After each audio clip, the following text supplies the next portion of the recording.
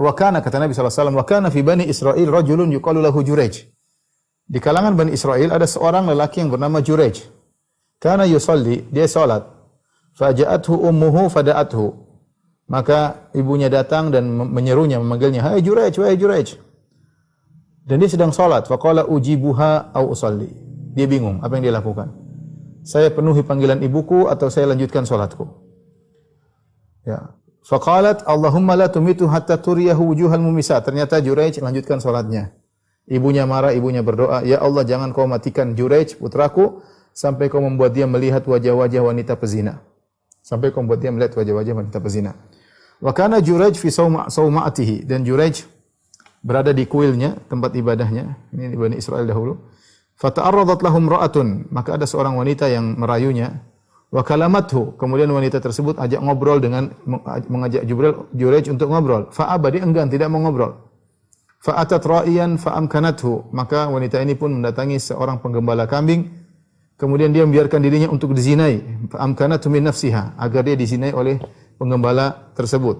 Fawaladat gulaman, akhirnya dia pun hamil dan dia melahirkan seorang anak.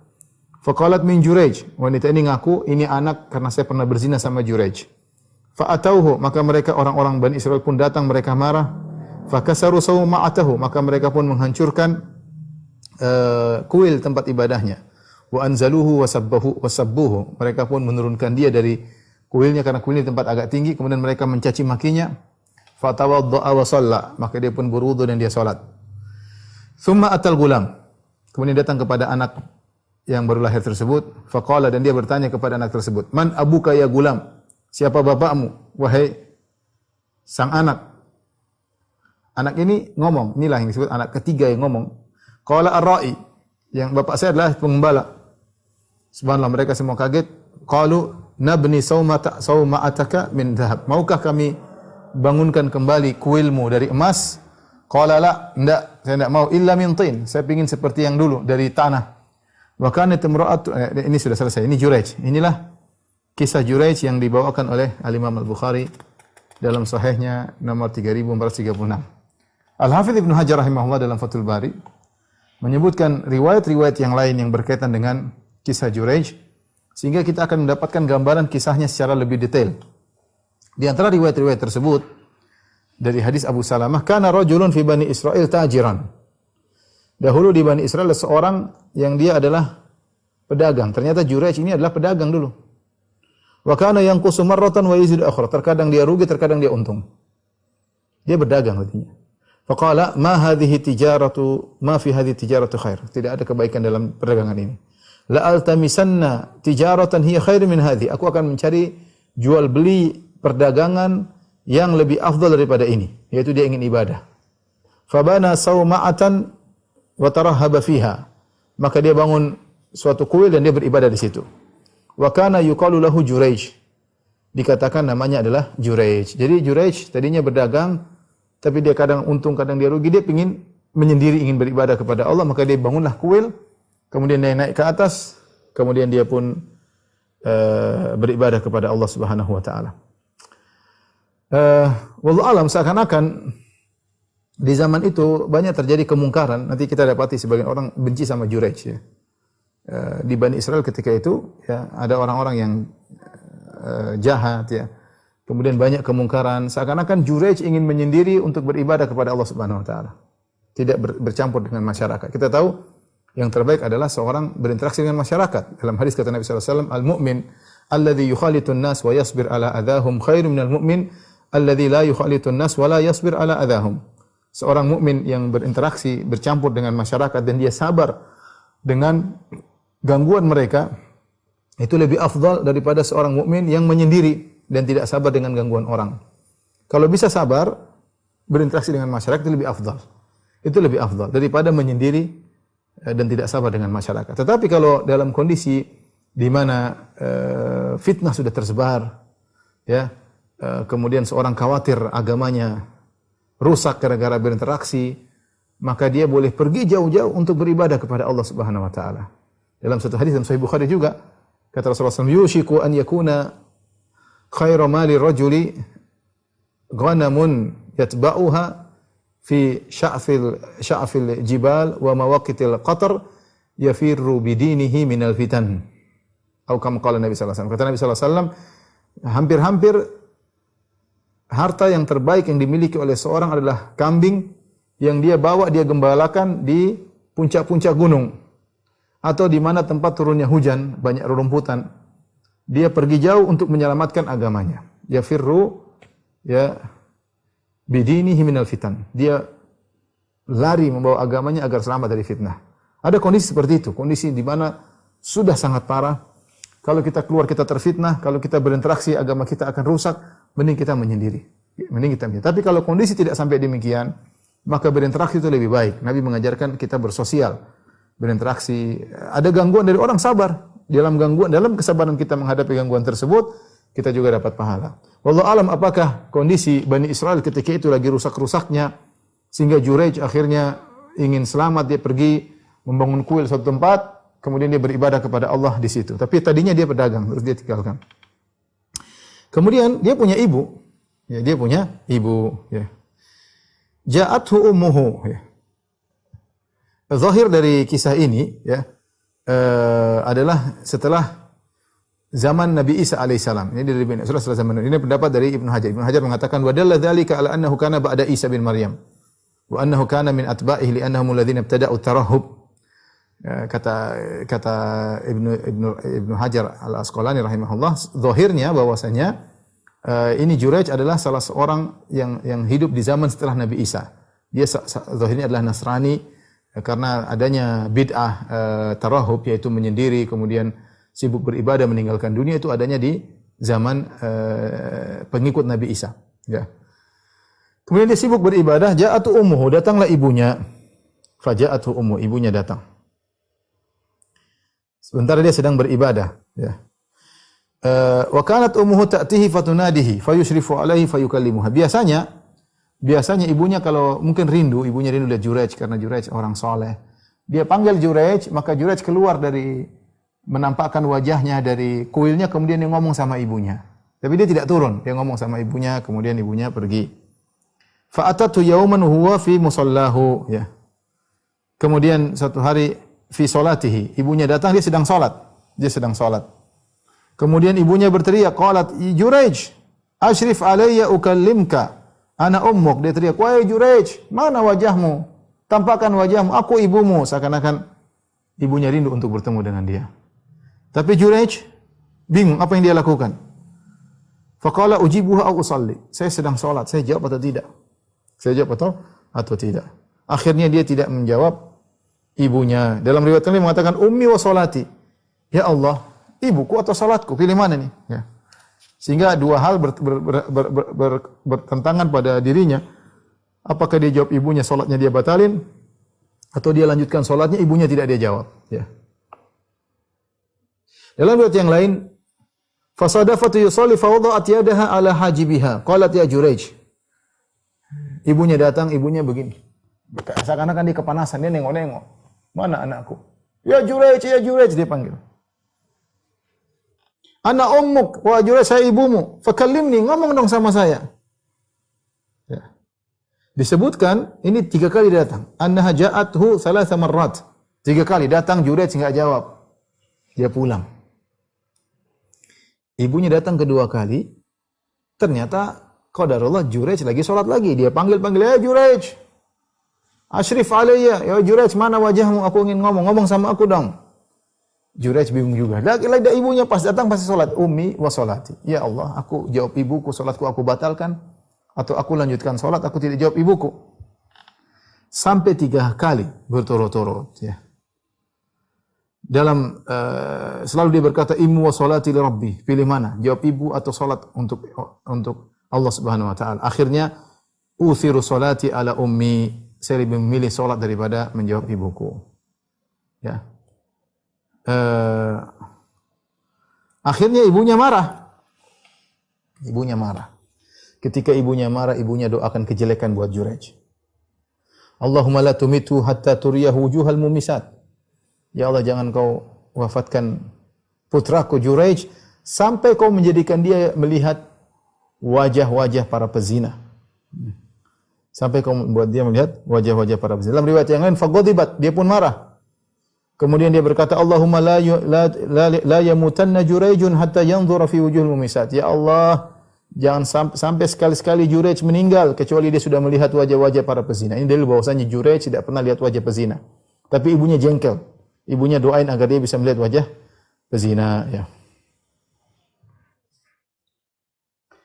Dalam riwayat, ibunya marah karena Jurayj tidak mau melihat wajahnya. Dia berkata, "Abaita an tutli'a ilayya wajhak?" Wahai Jurayj, kau tidak mau munculkan wajahmu melihat ibumu? Kalau gitu, semoga kau melihat wajah pezina. Ya, ibunya marah. La amatakallah hatta tanzura fi wajhika zawani al-Madinah. Ya. Kau tidak mau melihat wajahku, kau tidak mau menampakkan wajahmu kepadaku. Semoga kau tidak mati kecuali kau melihat wajah pezina. Dia marah, ya. Ya sudah, kalau enggak melihat wajahku, sana lihat wajah pezina. Seakan-akan ibunya begitu, ya. Subhanallah. Dalam riwayat yang lain disebutkan, Bani Israel lagi ngobrol nih. Bani Israel, dzakaru Bani Israel ibadata Jurayj. Mereka ngobrol di antara mereka. Ahlul fasad, orang-orang rusak ini. Jadi Bani Israel ada yang baik, ada yang rusak.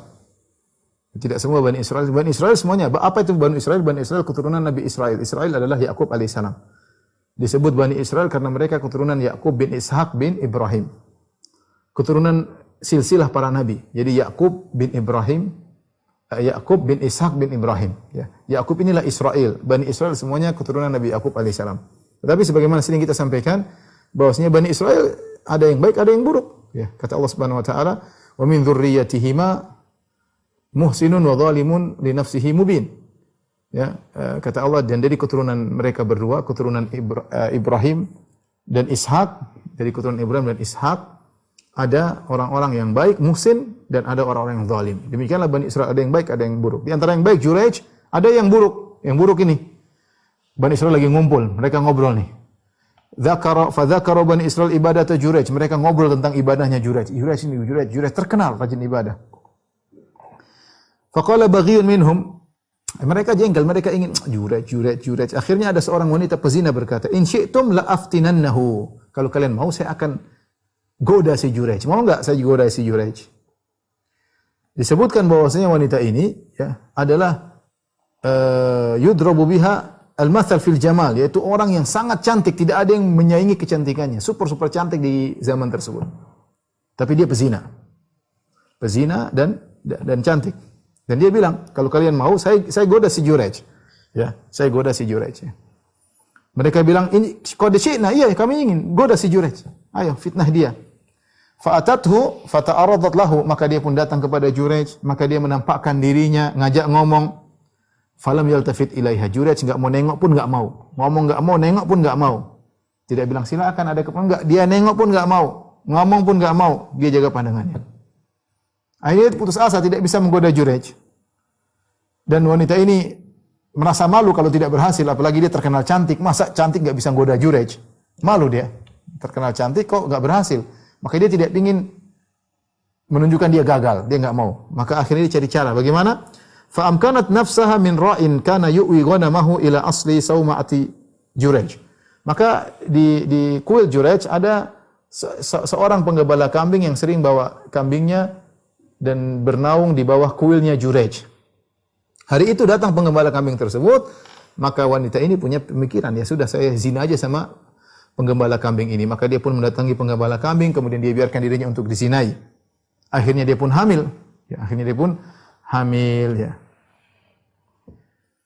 Dan akhirnya fawaladat gulaman. Akhirnya dia pun melahirkan. Setelah sekian lama, ya 9 bulan, lahirlah seorang anak. Ya. Akhirnya dia pun melahirkan. Orang-orang bertanya, dari mana ini anak? Faqalat min Jurayj, bapaknya si Jurayj. Ya. Subhanallah, fa ukhidat wa kana man zana minhum qutil faqila laha mimman hadha faqalat huwa min sahibis sauma'ah. Dahulu kalau orang yang berzina maka dibunuh, ya, mungkin dirajam. Ditanya wanita ini, siapa yang berzina dengan engkau? Jurayj. Ya. Mereka kaget. Ya. Kata dia, Jurayj ar-rahib nazala ilayya fa asabani. Jurayj yang sang ahli ibadah tersebut, dia turun kemudian dia menggauliku. Kemudian mereka pun dalam riwayat fadhahabu ilal malik fa akhbaruhu. Mereka pun pergi ke raja yang di zaman tersebut, mereka kabarkan, wahai raja, ada orang namanya Juraij telah berzina. Adrikuhu fa'tuni bihi, kata sang raja, temui dia, bawa dia kemari. Akhirnya mereka pun datang ke Juraij, ya. Mereka bawa kapak-kapak mereka, bawa semua alat-alat mereka. Fanadauhu, mereka panggil, wahai Juraij, falam yukallimu, Juraij tidak mau jawab. Ya, dia tetap salat, tidak mau cuek dengan mereka. Fa aqbalu yahdimuna dairahu, maka mereka pun mulai menghancurkan kuilnya. Subhanallah. Dalam riwayat disebutkan fama sya'ara hatta sami al-fu'us fi asli sauma'atihi. Dia tidak sadar, dia lagi salat, sibuk salat, tiba-tiba dia mendengar suara, ya, suara kapak atau suara cangkul di bawah kuilnya. Faja'ala yas'aluhum, maka dia pun bertanya kepada mereka, wailakum malakum, kenapa kalian ini merusak kuilku? Falam yujibu, mereka tidak jawab, ya. Falamma ra'a dzalik akhadha al-habal fatadalla. Tatkala mereka diam, dia pun ambil tali, kemudian dia turun, ya. Ya, mereka pun maki-maki Juraij, ya. Mereka maki-maki Juraij. Wa darabuhu, mereka pukul Juraij. Dia heran, masya'nukum, kenapa kalian? Mereka bilang, innaka zainaita bihadhi, kau telah berzina dengan wanita ini. Ya.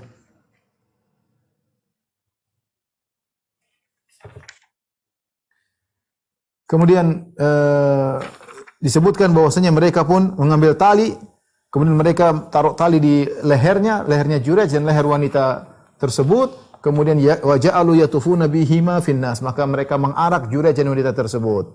Ya.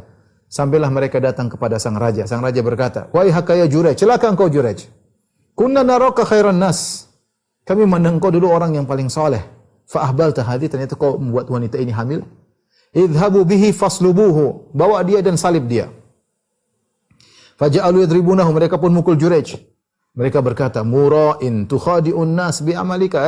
Orang yang hanya riak saja selama ini kau. Hanya riak. Kau nipu manusia, wahai Juraij. Dimaki-maki dia. Ternyata kau penipu selama ini, cuma riak doang, ya. Falamma marru bihi nahwa buyutiz zawani, akhirnya tatkala dia digiring, mereka lewat ke lokasi prostitusi. Rumah-rumah para pezina. Kharajna yanzurna, mereka pun keluar semua lihat Juraij. Situlah Juraij melihat mereka. Dan ini akibat doa ibunya. Fatabassama, dia pun senyum. Orang-orang tambah jengkel. Lam yathak hatta marra bizawani. Lihatlah si Juraij, dia tidak senyum dari tadi, tidak ketawa kecuali setelah lewat di tempat wanita pezina baru dia ketawa. Dalam riwayat yang lain, dia pun berwudu, dia minta izin, dia berwudu dan dia salat. Dalam riwayat yang lain dia mengatakan, tunggu dulu, saya minta waktu. Ternyata dia mimpi, Allah berikan dia mimpi, dalam mimpi disebutkan bahwasanya bapak dari anak tersebut adalah penggembala. Intinya dia dalam wudu, faqama wa shalla, dalam riwayat faqama wa shalla wa da'a. Kemudian dia pun berdiri setelah dia berwudu, dia salat, kemudian dia berdoa kepada Allah Subhanahu wa taala. Dia pun salat 2 rakaat. Setelah salat 2 rakaat dia datang kepada anak tersebut. Tsumma atal gulam. Dia datang kepada anak tersebut, dia berkata, "Man abuka ya gulam? Siapa bapakmu?" Dalam riwayat yang lain, fata'anu bi isbahi. Dia nekan anak tersebut dengan jarinya. "Billahi ya gulam, man abuk? Siapa bapakmu?" "Demi Allah, sang anak, bapakmu siapa?" "Qala ana ibnu ra'i." Inilah anak itu ngomong, saya adalah anak penggembala. Saya adalah anak penggembala, ya. Dalam riwayat yang lain dia usap kepala sang anak. Dia tanya, "Man abuk? Siapa bapakmu?" "Qala ra'id da'an." Saya anak penggembala kambing. Intinya akhirnya orang-orang pun pada tahu, ya. Dan mereka kaget anak ini bisa berbicara, ya. Maka mereka pun segera minta maaf, mereka pun segera datang ke Juraij, mereka mencium Juraij, ya. Dan Juraij yang tadinya dipukul-pukul oleh mereka sampai terluka-luka, ternyata Allah sembuhkan, sampai orang kagum semua dengan Juraij. Fasabbahan nas wa ajibu, mereka bertasbih kepada Allah dan mereka kagum dengan Juraij. Akhirnya mereka berkata, "Nabni sauma'ataka min dhahab." Wahai Juraij, kami menyesal. Maukah kami bangun kembali kuilmu dengan emas, bukan lagi dengan tanah, dengan emas? Qala la illa min tin, tidak usah. Dalam riwayat dia mengatakan, "Ibnuha min tinin kama kanat." Kata dia, enggak perlu, bikin aja dari tanah. Bangunlah kembali seperti yang dulu sebelumnya. Ya. Akhirnya mereka Di dalam riwayat dikatakan, kami bangun kembali dengan emas dan perak. Kata dia, enggak. Aiduhu kamakan, kembalikan seperti semula. Akhirnya mereka bangun kembali dengan tanah. Ya. Kemudian setelah mereka membangun kembali kuil dan Jurayj kembali ke kuilnya untuk beribadah, faqalu lahu, mereka penasaran. Mereka datang ke Jurayj karena Jurayj tadi ketika melewat tempat pezina-pezina wanita dia tersenyum dan mereka bilang, ini Jurayj ini gimana sih? Dari tadi enggak pernah senyum, ketika lewat tempat prostitusi malah senyum. Akhirnya mereka penasaran, mereka bertanya, billahi mimma dhahikta. Ya Jurayj, demi Allah, kenapa kau ketawa waktu lewat tempat-tempat prostitusi? Kata dia, ma dhahiktu illa min da'watin da'atha alayya ummi. Aku tidak tertawa tersenyum kecuali aku ingat inilah doa ibuku yang dikabulkan atasku. Jadi rupanya ibuku berdoa agar aku bisa melihat wajah pezina dan doa ibuku dikabulkan. Baik, inilah riwayat secara lengkap dinukil oleh Ibnu Hajar rahimahullah dalam Fathul Bari dalam syarah tentang hadis ini. Kita akan mengambil faedah-faedah yang berkaitan dengan kisah Jurayj ini ya. Ikhwan dan akhwat yang dirahmati Allah Subhanahu wa taala, di antaranya pentingnya menyampaikan kisah ya. Terkadang kisah itu masuk ke hati dengan lebih kuat daripada sekedar kita sebutkan dalil ya. Selama kisah-kisah itulah kisah-kisah yang benar dan kisah-kisah inspiratif dan kisah-kisah yang bisa memotivasi seorang untuk bertakwa kepada Allah Subhanahu wa taala. Kemudian di antara faedah juga kita tahu bahwasanya Bani Israel ternyata seperti kita juga. Bani Israel ada yang baik dan ada yang tidak baik. Dalam kisah ini yang baik di antaranya Saleh, di antaranya ada orang-orang yang hasad kepada Jurayj ya. Dan kita tahu bahwasanya ternyata memang ada sekelompok manusia yang tidak suka dengan orang saleh. Lihatlah, mereka mencari cara bagaimana mereka jengkel ketika mendengar Jurayj rajin ibadah. Mereka tidak suka. Ada orang seperti itu, hatinya busuk. Mereka ingin tidak ada orang saleh. Karena mereka merasa malu. Kalau ada orang saleh, mereka merasa malu. Ya, mereka maunya orang seperti mereka, bermaksiat. Makanya kalau ada orang yang saleh, mereka terganggu. Mereka mencari cara bagaimana untuk menjatuhkan harga diri orang saleh tersebut. Lihatlah Bani Israel ini, akhirnya dia suruh wanita pezina. Wanita pezina sangat cantik. Sangat cantik disuruh untuk menggoda Jurayj. Mereka ingin Jurayj terjebak. Namanya manusia, bisa saja Jurayj terjebak. Dan mereka ingin mempermalukan Jurayj agar sama dengan mereka. Demikianlah orang yang tukang maksiat, ya, orang-orang yang rusak, mereka tidak senang melihat orang saleh karena mereka merasa malu dan hina kalau melihat orang saleh. Kok bisa ya mereka tidak begitu sementara dia suka begitu ya? Kok bisa dia tidak begitu padahal mereka suka begitu? Akhirnya sebagaimana sebagian Bani Israel berencana agar Jurayj berzina, ternyata tidak berhasil. Kemudian di antara faedah ya, bagaimana ibunya Jurayj ya. Ibunya Jurayj sangat sayang dengan Jurayj. Dia datang ada keperluan dan manggil Jurayj ya. Para ulama mengatakan secara fikih seharusnya yang dilakukan oleh Jurayj, seharusnya ya, ada khilaf tentu ya. Ada yang mengatakan di sebagian mazhab Syafi'iyah mengatakan dia batalkan salat. Harus menjawab ibunya, lebih utama. Karena Allah yang menyuruh berbakti kepada orang tua. Bukan berarti kalau seorang batalkan salat berarti dia mendahulukan manusia daripada Allah. Tidak, Allah yang suruh berbakti kepada orang tua. Maka dia batalkan salatnya, apakah salat fardu ataupun salat sunnah. Sebagian ulama mentafsir, enggak, kalau salat sunnah batalkan, enggak ada masalah. Kalau ada keperluan ibunya panggil, batalkan. Kalau salat wajib, maka jangan batalkan, tapi salat dengan cepat. Ya.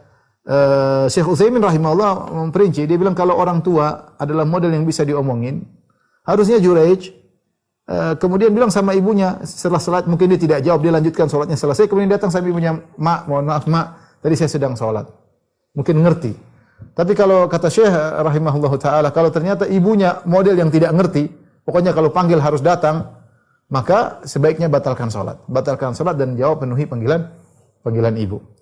Dan ini juga dalil bahwasanya doa ibu berbahaya ya. Ibu sayang sama Jurayj ya. Ibunya sayang sama Jurayj. Ibunya tidak mendoakan agar Jurayj celaka atau berzina. Cuma dia jengkel.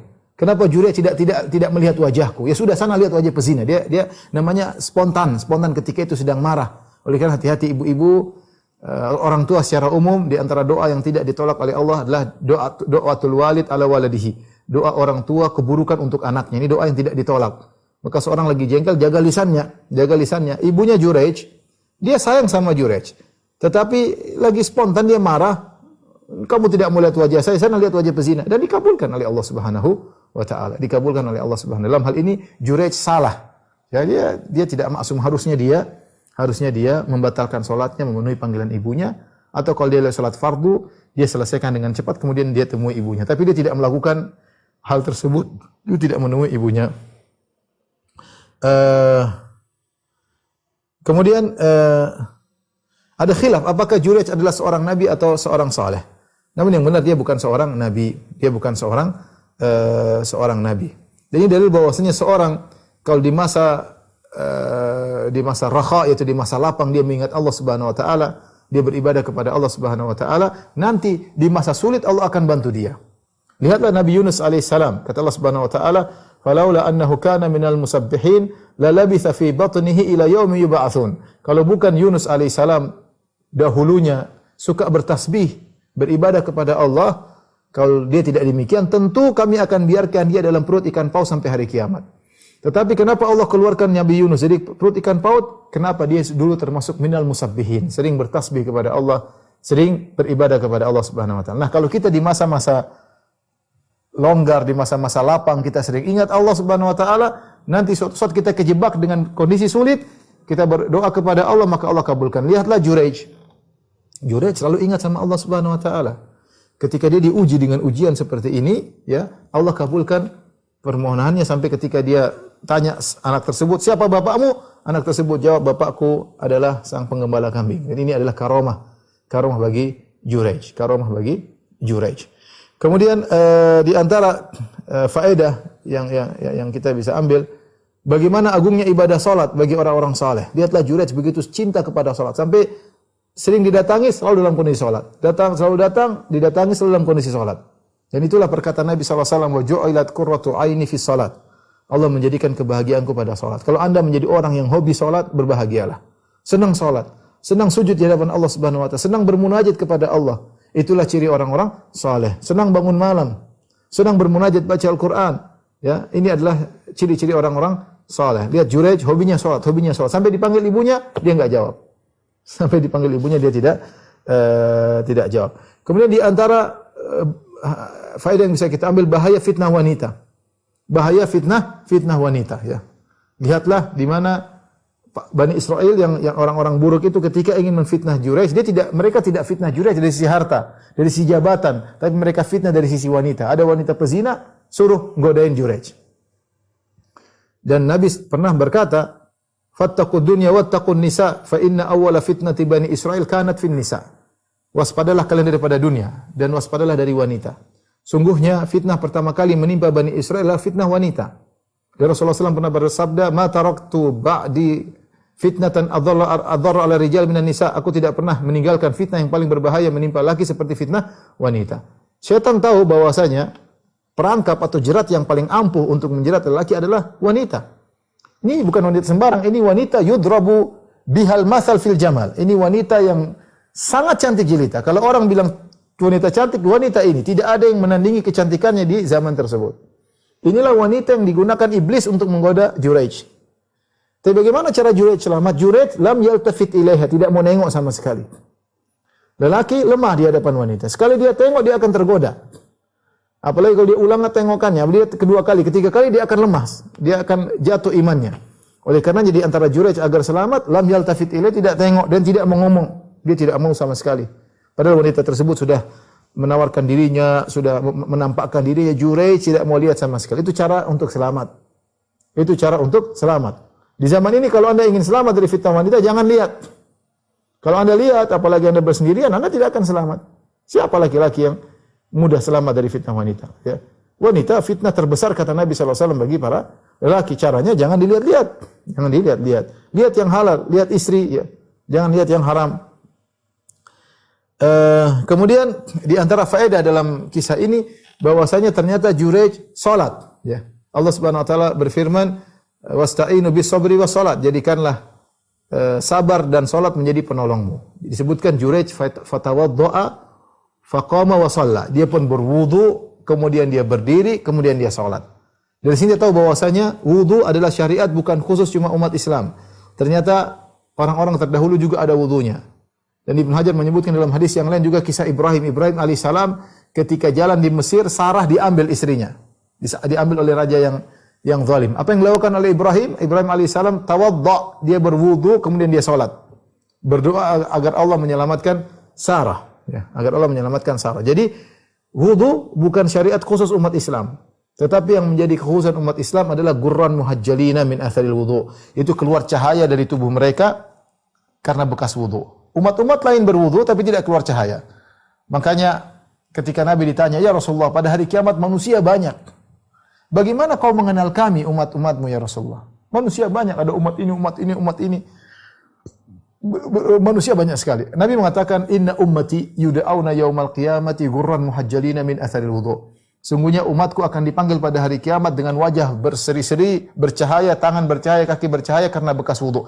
Inilah yang merupakan keistimewaan umat Islam, bahwasanya wudu mereka pada hari kiamat kelak, bekas wudu mereka akan menimbulkan cahaya. Adapun wudu dilakukan oleh umat-umat terdahulu. Di antara Jureij juga salat, Jureij juga wudu. Mungkin ada yang bertanya, "Ustaz, kenapa enggak ada sekarang Bani Israel atau Yahudi Nasrani yang salat?"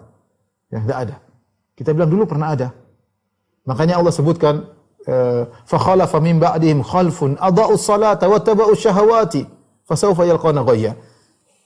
Fa khalafa min ba'dihim, dalam surat Maryam kata Allah, maka muncul setelah mereka, setelah para nabi, khalfun, suatu generasi yang muncul belakangan, adaa'us salat, yang mereka menyia-nyiakan salat. Jadi salat terlupakan akhirnya sekarang.